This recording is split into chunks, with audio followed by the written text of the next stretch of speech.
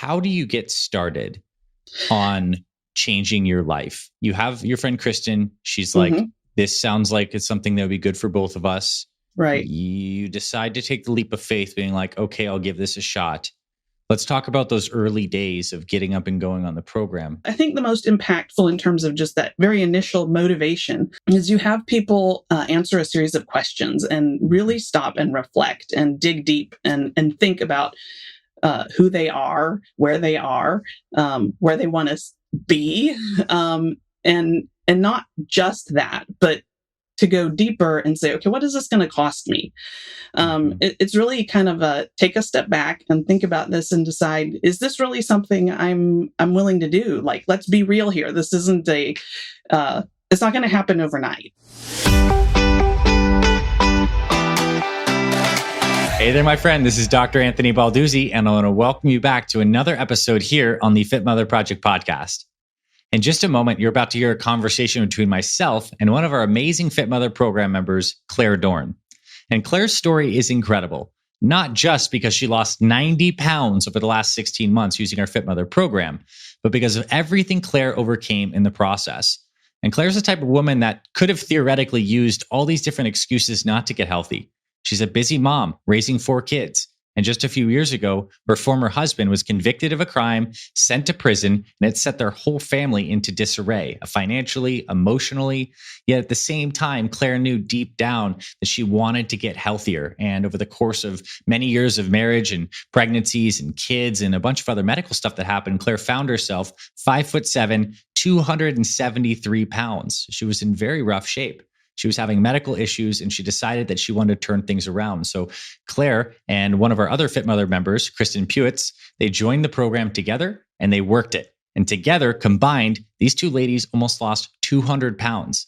And I want to share Claire's story here because there's just so many lessons that she shares, both in terms of what it takes to lose that amount of weight. But I think more importantly, we talk about many of the spiritual and emotional containers, the kind of shedding of old paradigms and patterns that need to happen as we're getting healthier, and what really drives her and motivates her to be a fit mother in spite of all these obstacles and all the new possibilities that have opened up in her life as a result of weight loss, as a result of these new perspectives that she has as a fit mother. So I absolutely love this conversation. It's worth it listening to this whole entire thing. So I'm happy you're here and stay tuned. In just a minute, let's hop over to a conversation with Miss Claire Dorn. All right, Claire, welcome officially to the Fit Mother Project podcast. Hello. Thank you for having me. Yeah, I'm really happy you're here. And I think before we hit record, it was like a fun moment we shared because just yesterday we recorded the episode of, I'll call your partner in crime and one of your best friends, That's probably Kristen, right? And Yes, you guys have done this program together, and each of you have lost combined almost 200 pounds of weight. And it's just incredible to see the changes that you've both made. So it's a privilege for me to have you on for this conversation, to hear your story and everything you went through. To kick this off, I'd love to have you introduce yourself to everyone listening. Your name, your age, where you're from, a little bit about your family, and what you're doing for work now. Okay. Well, my name is Claire Dorn, and I'm 42. I am the mother of 4 children. One just started in college and finished up his first semester. And then I have a 16-year-old daughter, a 13-year-old son, and an 11-year-old son. And he's probably our liveliest one of the bunch. I am currently in nursing school, so that's sort of my occupation at the moment. Takes up most of my time. I've homeschooled my kids from the very get-go, so trying to balance that out. And you already mentioned Kristen. She's kind of taken over a lot of that work for me while I'm in school. Hopefully I'll get to do some more of it once I finish. But that's sort of me in a nutshell. Yeah, so... One, I think it's really beautiful that we can meet these people in our lives that are like really special friends where they can help support us. We can integrate our families. And that's one thing I think is a theme that I'd love to bring out in this conversation, because you didn't do this alone. You did this with a friend. And I think that can make all the difference in terms of someone's transformation. Yes, it really does. I think this is not something you attempt on your own, whether you think you are or not. It encompasses everybody around you. And if you can have someone who is physically present to sort of do the journey with you, it makes all the difference in the world. So take me back to what we'll call the beginning of your Fit Mother journey, really before you joined the program. It's maybe sometime around 2020. Where was your health in your life at that point? Were you like, what was kind of going on with your body, and were you looking for a change? And let's talk about where things were at before you kind of found Fit Mother Project. Okay. Well, it's a little bit of a story. So I kind of feel like in order to really appreciate where I was, I need to go back a ways. But in high school, I was pretty athletic. I was, didn't struggle with my weight at all. Any kind of sporting event, kind of activity, I was game to try and really enjoyed moving and being active. I grew up in Greece, and so I came to the U.S. for college. And when I did the typical, freshman 15, and but it was also a time of learning to be independent and learning to eat on my own, having to take that responsibility myself for the first time. And there was a lot of processed food and fast food and things that I didn't have available growing up. And it was good. And so, I ate it. And by the end of my freshman year, I think I had gained something like 30 pounds, but I was also having some other physical issues. And so I went to see a doctor, and I was diagnosed with PCOS, which is polycystic ovarian disease. And part of that diagnosis, for me anyway, was him telling me that I was probably going to continue to gain weight, and that there wasn't going to be much that I could do about it to get rid of it later on. And in hindsight, him saying that to me was a huge disservice because I had no reason not to believe him, and so I did. During that first year, I met the man I would marry, and got engaged. About a year later, we got married. I decided not to finish school because I wanted to stay home and raise kids. And, newly married, I took on the role of every new wife. Or most new wives anyway. You're responsible for the food. So, learned to cook and all sorts of heavy meals, buttery things and cream sauces. And I mean, it tasted great and it was fun to make. It wasn't so great for our waistlines. So we fast forward, we had our first child, and I gained I don't remember exactly what I gained, but I gained a large amount of weight with him. And with each of my successive pregnancies, and I would lose some, but I never really went back to even where I was when we first got married. And I was already overweight when we got married. And so I'm trying to think now. I kind of settled somewhere in the upper 190s to 210s, and I'm 5'7". So, I mean, I was overweight. I was actually probably in the obese range at that point. And it was just sort of where I thought I would be. I tried at times to lose weight. It was one of those things, yo-yo kind of things, where you do it for a little while and then something happens, a holiday or a birthday, or someone really wants pizza. And it was like, okay, well, I messed up. There's no point. I'm just going to keep going now and eat whatever I want. My weight was an issue in my marriage, in a really, really predominant way from the very get-go. My husband's perception was that my poor weight control is a direct reflection of my affection for him. While at the same time, he could openly admit that even if I lost all the weight, it wouldn't really change things for him. So that was another factor in how I viewed myself. And it certainly made me feel like, he was picking on something that I didn't have a whole lot of control over, because I had believed that there wasn't anything that I could really long-term do to keep any kind of weight loss off. Like I said, I settled somewhere up in the 200s, low 200s. And I was homeschooling, so I was busy. Fast food became the easy option for lunches and often dinners because I was tired. But at the same time, the weight was also having an effect on me physically. So I was becoming, that was part of the exhaustion was just the extra weight I was carrying around all the time. I developed GERD, so I was having to take medication for that. I couldn't go up and down stairs anymore, without sweating and getting out of breath. I stopped trying to be physically active. It was not something I attempted to do. It was more like, okay, you guys go do this thing and I'll sit over here and watch you. I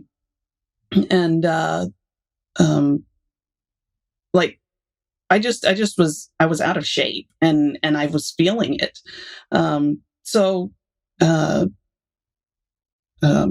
Trying to fast forward now and see where I need to go.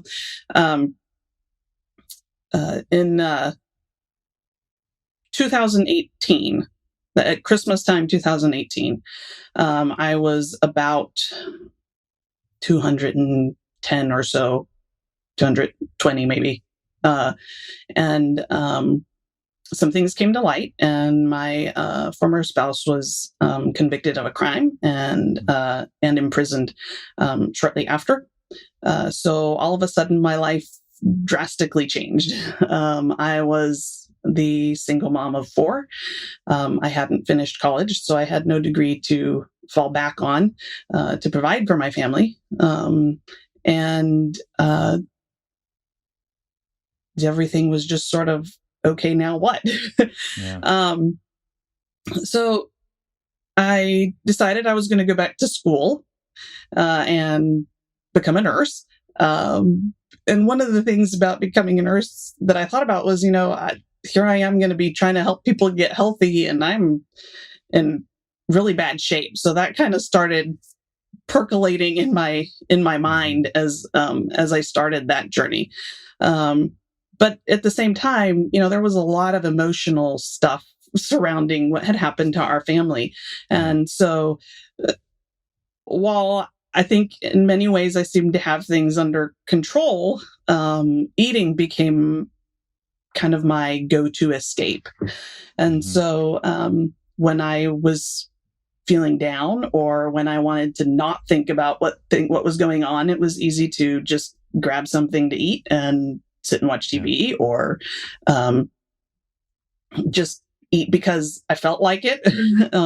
So in looking back, it probably reached kind of a binge type disorder, because I would eat a whole bunch in a sitting, and afterwards I'd feel pretty yucky, but for the time being it made me feel good. I liked the flavors that were there. So in over that first year, a little bit over a year, that after our family kind of changed, I gained probably about 40 pounds. So I was already overweight. I packed on even more, and I, at that point I was in the morbidly obese category. I had gotten so heavy that I had obstructive sleep apnea. So I was even more tired because I wasn't really getting rest at night. I was having trouble getting my shoes on, because, I'd have to bend over to tie them, and I just, it was hard. So Kristen, as you've already mentioned, had asked me to try some other diets, for lack of a better word, eating programs with her. And we tried them, but neither one of us stuck with them long term. And we only had a moderate degree of success with them. I think in retrospect, I can look back and say, I think neither one of us our mindset was not really ready to commit fully to any endeavor. At least that's where I was. But in the summer, our music pastor, who is a fit father, started his program, and he lost a bunch of weight. And so Kristen went up to him and said, what'd you do? What are you using? And he told her about Fit Father. And so she went home and looked it up and found that, lo and behold, there was a Fit Mother project. And so she texted me and she was like, I want you to look at this. And like, would you consider doing it with me? And so I thought, well, okay, I'll humor her and I'll look at this and kind of see where, what's involved and all that sort of stuff. So I looked over it and that's pretty much, the rest is history. But that's kind of where I was when I started. I had I'd reached the point where I wasn't letting myself be in pictures much. I didn't want to see myself and where I was. I was basing a lot of my self-worth on my weight and deciding what other people would think of me because of it. I'm a believer in Jesus Christ as my savior. And so in studying his word, I knew that those things were not true of who I am, but didn't stop me from feeling that way. And, there were lies that I had believed about who I was and what my weight meant about me. And so part of this process has been tearing down some of those lies that were there and replacing them with truth. So just didn't want to be in pictures, didn't want to see myself in the mirror, I was just kind of embarrassed of who I was. And at the point where you go somewhere to eat with someone and you got to start thinking, can I even fit in this booth when we sit down to eat? Let's suggest we eat at a table or things like that. I want to thank you for sharing all of that with so much vulnerability, because I know that there's a lot of people listening who can relate to many different aspects of your story. Our weight is so tied to our emotions, to things that have been said to us, some stuff that we believe about ourselves. It can be an escape when times are stressful, which you certainly experienced. And it can just happen. Like when you don't have the right habits and you stack that up over 3-4 kids in 10 years, like the pounds creep on. And it seems like you had everything kind of happening on many different fronts that led to this perfect storm. So when you started the program, what was your heaviest weight? Do you remember what you kind of started at? I was 273.2 pounds. 273.2 pounds. Yes. 5'7". Yes. Yeah. Just shy of 5'7". Okay. And now I want to do, before we get into the journey, for all those listening, I want you to tell them what's the weight that you've gotten down to, your low weight. Well, today is actually my lowest, and I am 184. So that's amazing. 100. It's about 89.2. I think I did the math. Is the total loss so far? Yeah. Well, congratulations. I mean, on so many fronts, because it's obviously not just the scale, but the fact that you're able to lose so much weight means that you've implemented all these right kinds of habits. So let's start to talk about that. Okay. How do you get started on changing your life? You have your friend Kristen. She's like, this sounds like it's something that would be good for both of us. Right. You decide to take the leap of faith, being like, okay, I'll give this a shot. Let's talk about those early days of getting up and going on the program. What were some things that you started to change, things that were challenging, things that were very impactful? I want to really zone in on the phase of you building momentum to start this transformation. Well, the program provides a lot of material up front. So there's, you get to see a whole lot of information about nutrition up front, a whole lot of educating yourself. And I think a lot of weight loss programs are different in the sense that they just sort of give you a plan and you're supposed to jump in and do it. And one of the things that was different with Fit Mother is that it started out with education. You taught us what was right to eat and what was wrong and why. And so you start out with a little bit more of an understanding of what you're going to do and why you're going to do it, which helps you later on as you build to be able to eat not just like the recipes that are recommended initially, but to create your own recipes and use the perfect plate idea and be able to find foods that your family will eat and enjoy. So the first part of it was just reading, and I'm kind of a student anyway, so that appealed to me, just the reading all the material. But I think the most impactful in terms of just that very initial motivation is you have people answer a series of questions and really stop and reflect and dig deep and think about who they are, where they want to be, and not just that, but to go deeper and say, okay, what is this going to cost me? It's really kind of a take a step back and think about this and decide, is this really something I'm willing to do? Like, let's be real here. This isn't it's not going to happen overnight. So are you really willing to invest? And so you have people write a mission statement. And for me, that was probably a pivot point for me, because it made me stop and think about, why do I really want to lose weight? What do I want to accomplish with it? And then what's it going to cost me to do it? And am I really willing to give those things up? Are the things that I'm not wanting to give up, are they really worth what it's costing me physically and emotionally and everything else? So that was a huge turning point for me. Like I said earlier, I was pretty active anyway. So the exercise part kind of excited me to be able to get back to being active. I was a little scared I wouldn't be able to do it at first. I know a lot of people feel that way when they first start.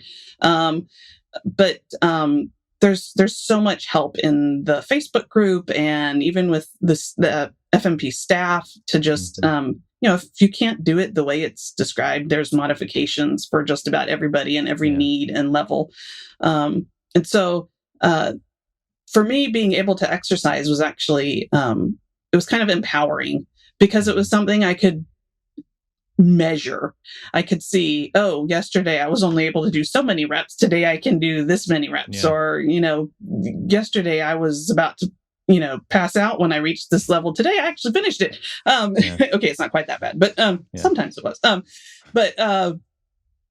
So that part was enjoyable. For me, the harder part was the food, because I did not like vegetables, and my kids didn't like vegetables. They were pretty much non-existent in our diet, if I'm being honest.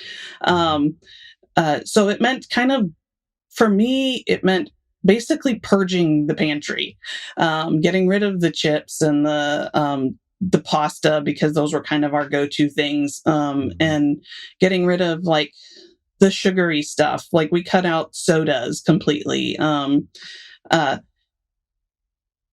mostly just making a fresh start. So saying, okay, if I get it out of the house, then I'm not tempted to go find it. And right now, I don't think I have the self-control to not go looking for it. So I need to be just not here. And thankfully, my kids they didn't complain too much about it, and were supportive in that regard. And over time, I have learned to cook vegetables and to cook meats and to cook healthy carbs.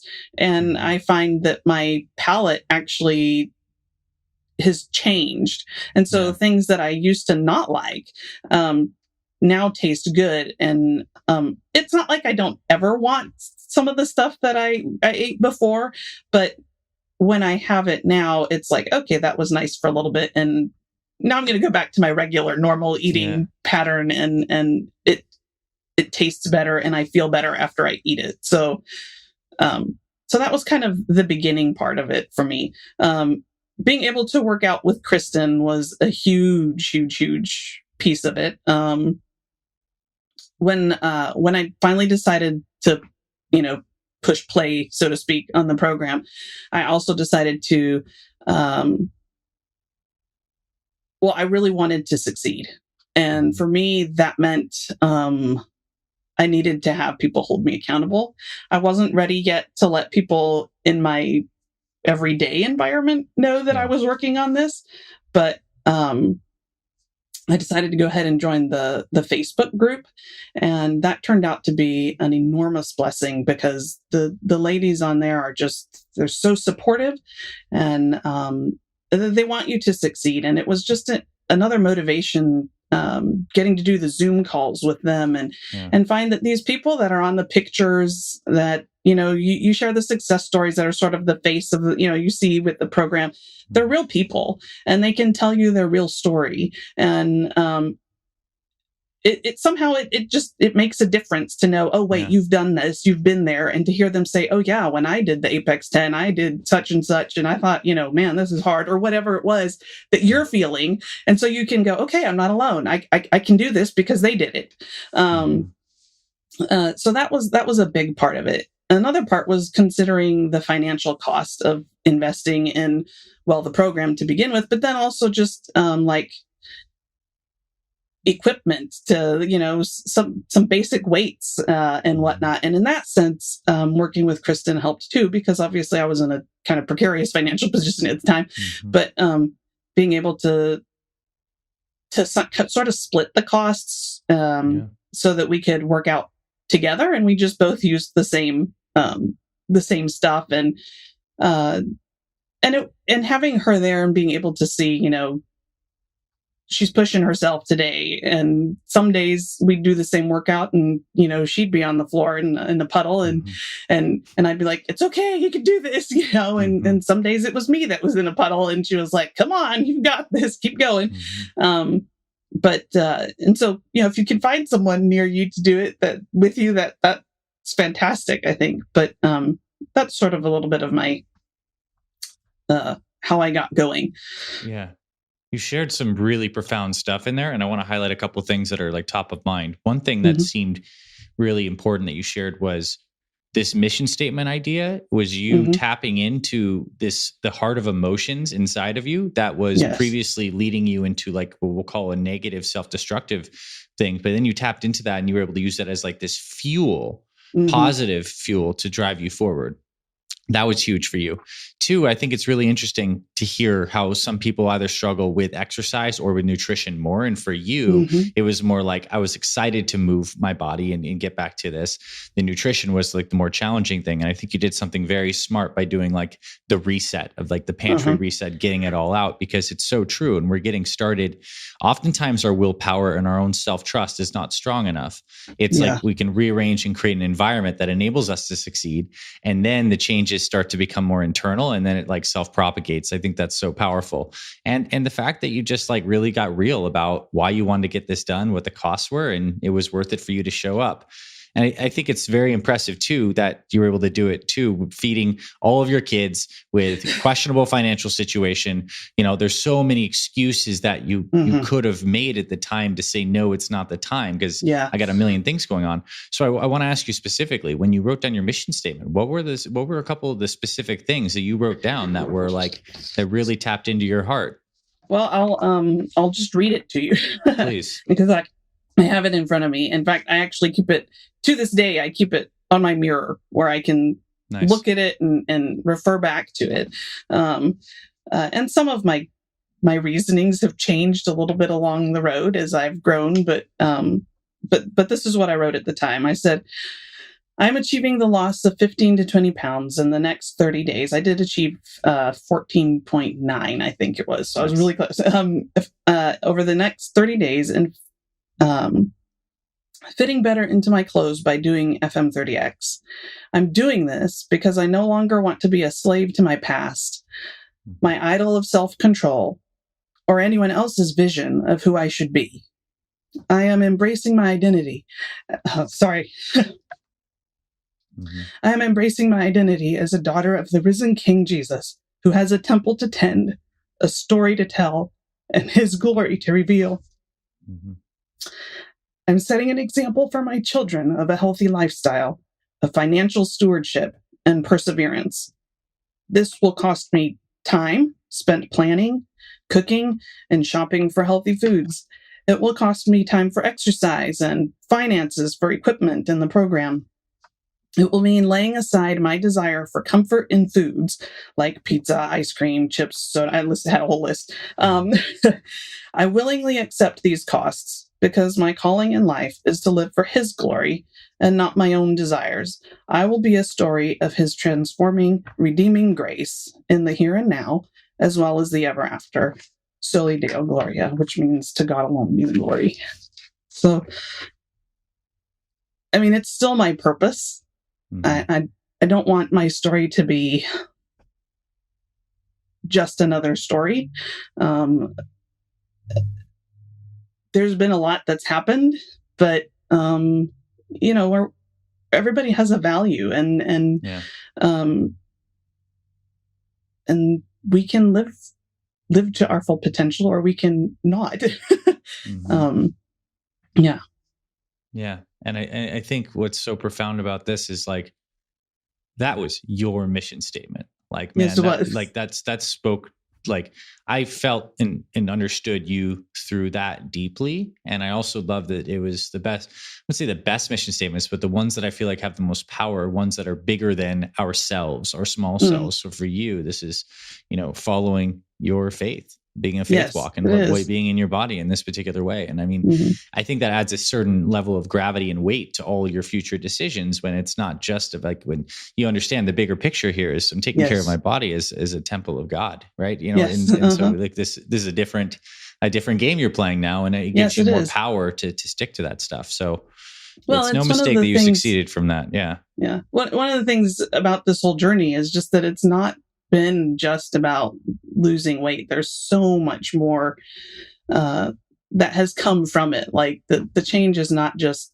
losing the pounds. That's ended up being kind of almost a secondary a victory. But the changed mindset and the way I look at life, and the way it has renewed my confidence, and I kind of, the way I saw myself as sort of this fat quitter that doesn't really finish or accomplish anything, that has changed. And so just being able to enjoy being with my kids, and being able to enjoy being pictures with them. And, I want other women who, I know I'm not the only one who has gained a lot of weight and feels like they can never lose it. I know I'm not the only one whose weight is an issue in their marriage. It's kind of one of those things we don't talk about. I know that, I'm not the only one that thinks that they're broken, and maybe they don't think they're worth being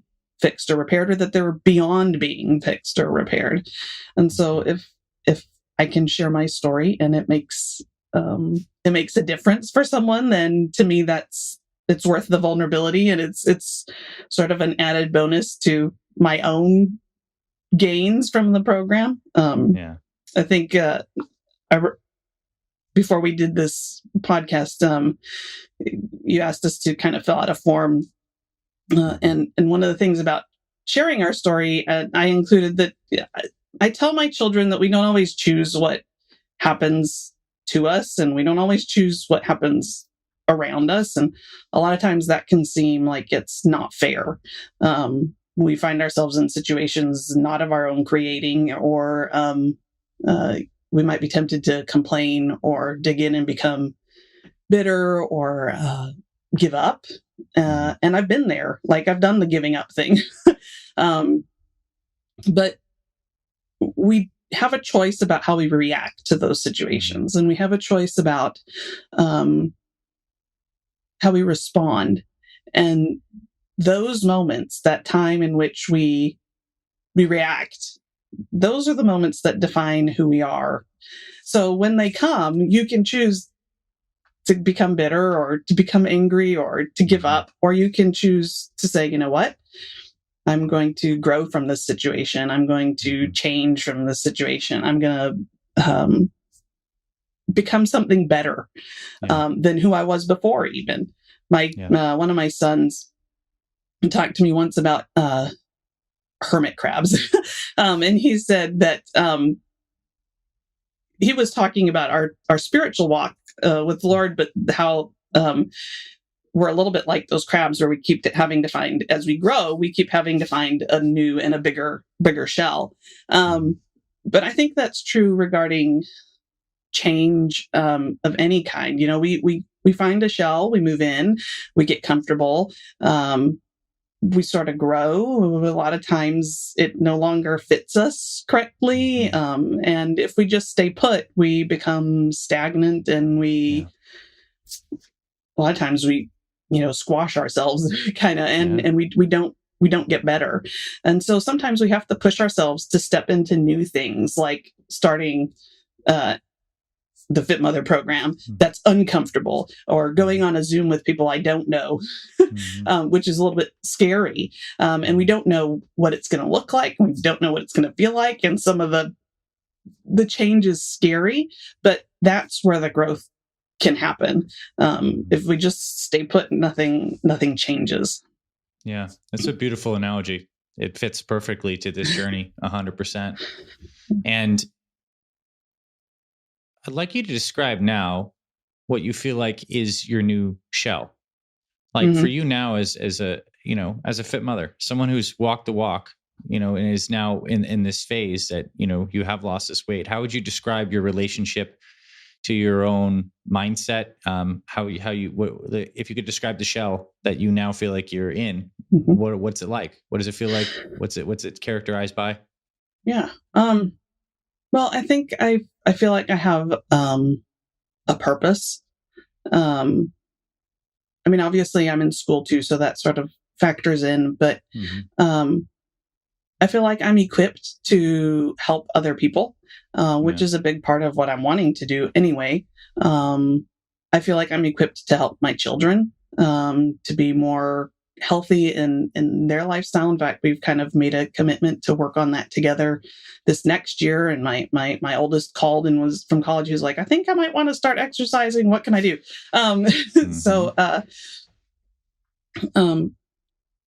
So yeah, I feel like I'm more equipped, but I also think I've learned to appreciate who I am, and who God has made me to be, that I'm not, that there's value here. And, I haven't reached my goal weight yet. I still have some more pounds that I would like to lose. I'm hoping I'll be able to do it this upcoming year, but I'm also aware that if it happens really quickly or if it happens really slowly, I have the tools to get there eventually, and that I'm healthier all around because of this journey. Like I'm more intentional about what I eat, about my spiritual walk, about my physical activity,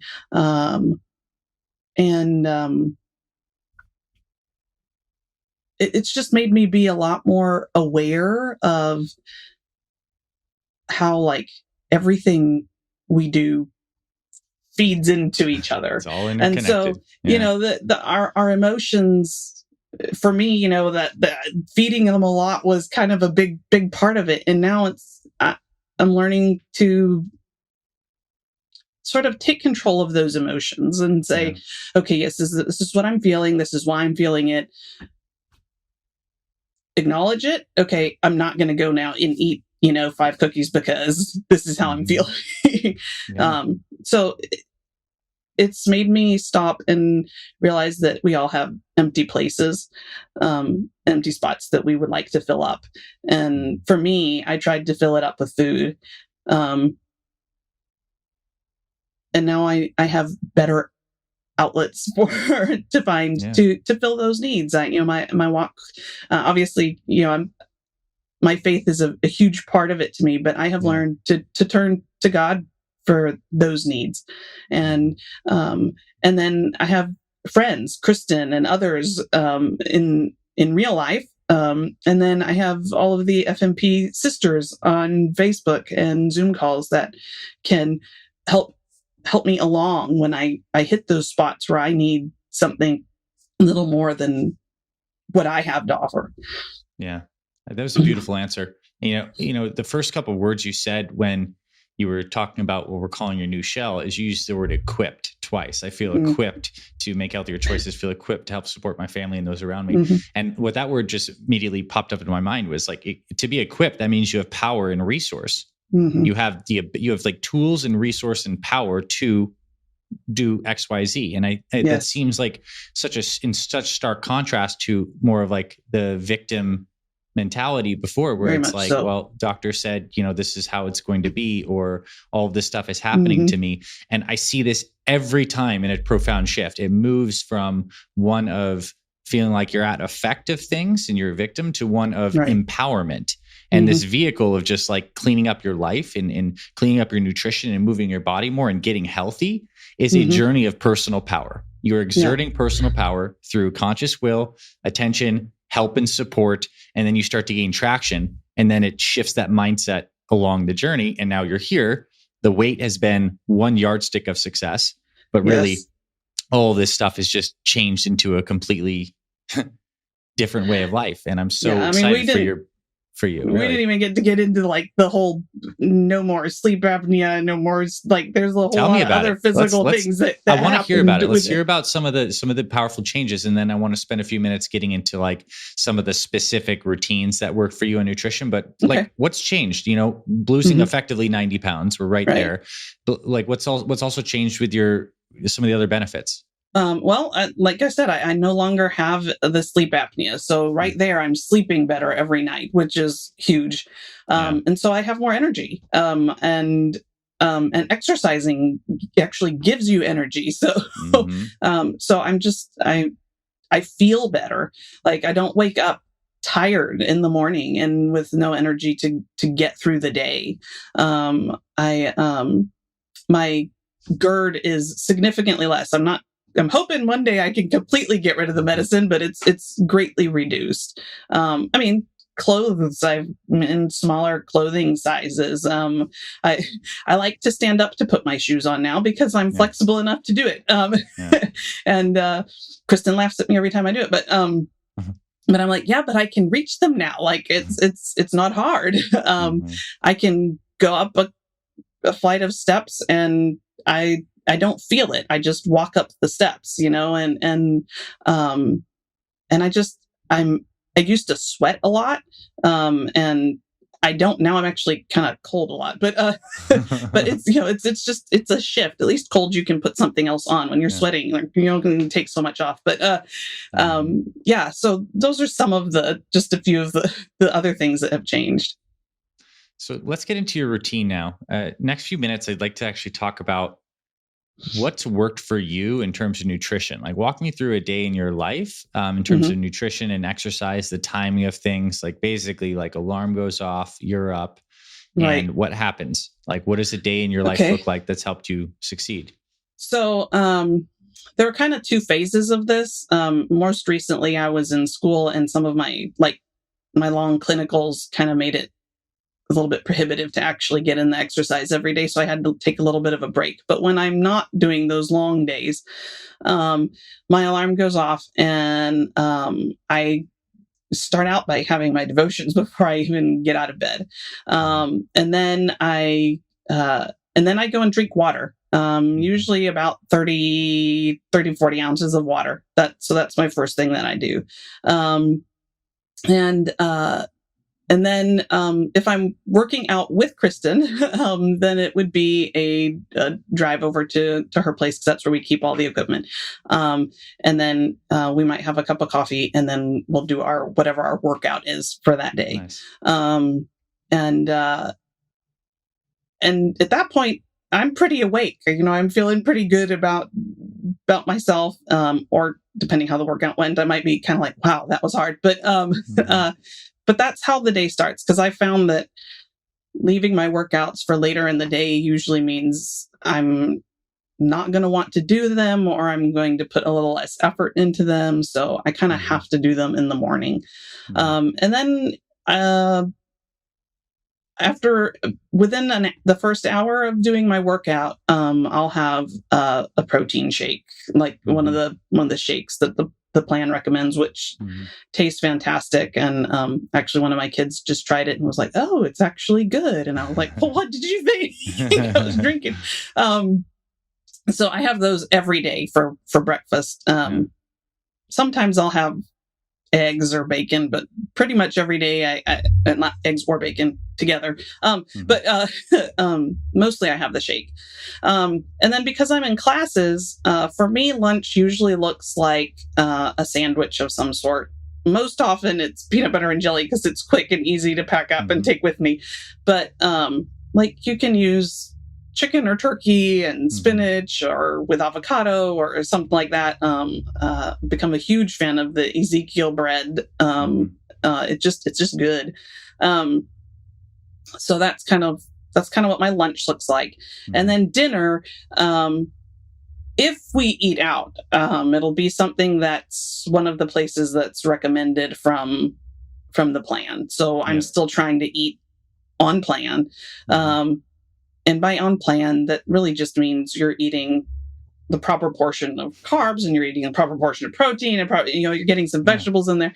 And so if I'm at home and I'm cooking, then I'm going to make something that matches that same perfect plate idea. So, we may have some chicken and we may have some brown rice and broccoli or something like that, which sounds really plain, but there's so many different ways you can season it and you cook it. It's not like it's the same all the time, but sometimes I make something that I may not eat just because the kids want it. So, maybe I'll let them have mac and cheese instead of brown rice or something like that. And then, pardon me, every couple weeks or so, I usually have a free day where if the kids have been really wanting pizza, we'll have pizza or, I don't know, whatever else we may happen to want. And sometimes it's not even, I find that sometimes I don't want the whole meal to be whatever it is. It's more of I'm going to have an item out of the, that's not what I would normally eat. And then some days I need a snack. If it's a really long school day and I'm going a lot, then I'll usually have something like beef jerky and nuts, or every once in a while I'll have some kind of fruit and a protein or something like that. Nice. So I mean, it's like you're nailing it. It's basically the core tenets that we talk about as a standardized, healthy meal number one. A shake happens to be a super easy way to do it. Tastes great, makes you feel good. The sandwich recipe's easy, right? I mean, they're delicious. They're simple. Ezekiel bread's wonderful. You have some go-to snacks that you use as needed, especially on the busy days when you need a little more fuel. And then you make perfect plates for dinner. Half veggies, quarter protein, quarter carbs. Right. And you can also order those out at different restaurants for your family, and you basically follow the guidelines.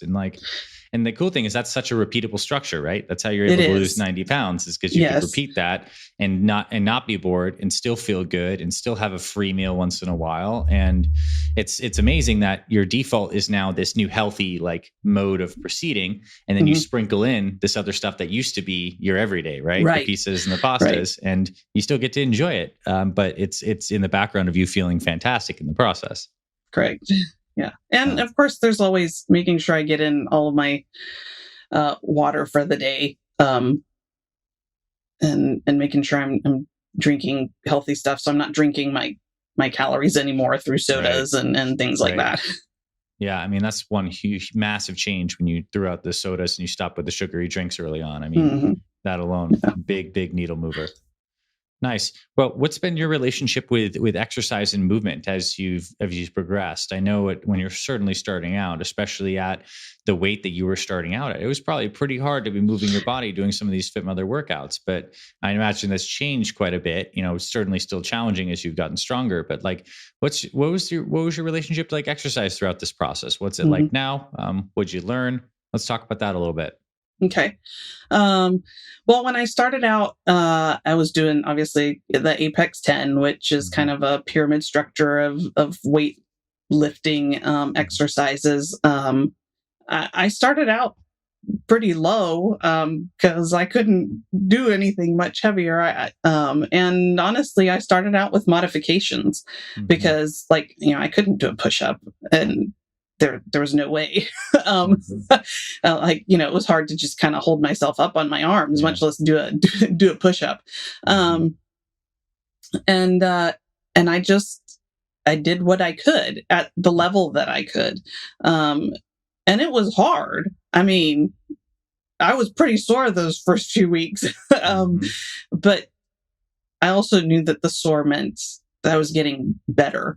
And so by the end of the first month, I could already tell that I had a little more energy. I was being able to finish my apex a little bit faster. I was, I was growing physically in strength and ability. My resting heart rate when I stopped was probably somewhere in the 80s. And today, my resting heart rate is in the low 60s. Wow. So, I mean, it's had a huge impact on my health there. My struggle has not been the weights. I don't have very good cardio ability. And so my heart rate would spike almost to like 180s, 182 when I would exercise, and I would have to take a break because I just couldn't keep going at that level. It still happens sometimes, but not as much. And this is another one of those things that, like, for Kristen and I, we found was it's very unique to each individual. So we can do the same workout and my heart rate will be in the 160s and hers will be barely breaking 100. And we've been doing the same stuff. So it's not like, one of us was so much more in shape than the other when we started. And so, you do what you can. And that's it. You kind of push yourself a little bit. If there's a lot of learning to listen to your own body. So for me, that meant I had to learn when I needed to take a break, because I with the exercise, I wanted to go. And so I had to learn to say, okay, I can't. My body is not going to tolerate this. And so, and the other thing for me was learning that sometimes it's more important for me to get sleep than it is for me to get up and get my workout in. And so being able to sleep actually helped me lose weight more at times than getting in a huge calorie burning workout routine. But now it's more like, okay, let's see where we're going to go. Like, I'm not afraid of trying something a little bit heavier. Some days, like Christmas Day, actually, I woke up and I thought, I feel like working out today. I wasn't going to work out today. I feel like working out. I'm going to work out. So I got up and I exercised on Christmas morning, and my kids thought I was nuts, but that's what I did because that's what I wanted to do. So I find that my body wants to move. If I'm sitting still too long, I feel it. Like I used to be stiff because I wasn't moving. Now I get stiff because I'm not moving. If that makes sense. I know what you mean. It does make sense. Yeah. That's really great insights. I think it's like you've echoed this a couple of times, but it's important to be gentle with ourselves, like to do what you can, to understand the priorities and orders of importance, which certainly is like the nutrition, the sleep, and the mindset are more foundational. And then the exercise comes in and it teaches you a lot about yourself. You get stronger, more empowered, more energized. And I love that. So to wrap this up, I'd love for you to give some advice to maybe like the you in 2020 before you got started, knowing what you've gone through now, having lost the weight, having made this profound shift. What would you have told yourself in the beginning of this journey as some wise words of advice? That's the first part of the question. The second part of the question is, what advice do you have for yourself now, or other ladies now that have gone through the process, or you're not at your finished product yet? You're not all the way to your quote unquote goal, but you've come very far and you're at a different stage. So let's start with the beginner, and then now at the stage you're at. I'd love a little bit of words of wisdom from you. Okay, so if I was talking to myself when I was not even started yet, I think I would say, don't be afraid. Just take the first step. Don't let your fear of failing make you never start. Because you won't ever get anywhere. until you put the first foot out there and take that step. And don't do the little, I'm going to test the waters and see if this is for me. If you're going to do it, then commit all the way and really do it. Give it 100%. And then I would also say, dive into the groups and connect with others, because they will help carry you when you can't do it yourself.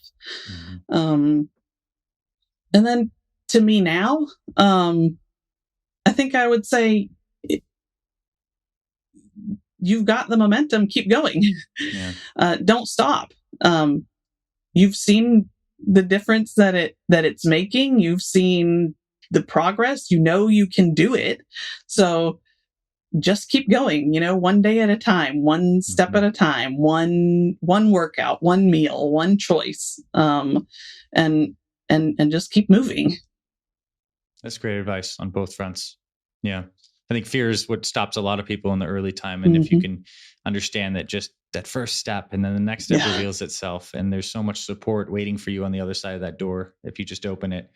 And then you're right. The other thing is just keep on keeping on, right? I mean, once you have the momentum, it's just like, just keep going, keep the momentum moving. And if it ever starts to shift on you, you have the tools now to just to reshift in this momentum. It's like something you've curated, this motion, and now you're just like guiding it. And if you keep it and pointing in this right direction, you get more health and more energy, and it's beautiful. So, yes. Claire, thank you. Thank you for coming on and sharing your heart today, sharing all this wisdom. I really enjoyed our conversation. It's a pleasure to get to talk to you and see your face. And my heart is just so filled up. I don't know, it's amazing what you accomplished. And I hope that women hear this conversation and know that it's possible to make big shifts no matter what's going on in the life, however crazy it might be. I think you're a living example that it's possible. Thank you. It was an honor and a privilege to be able to share.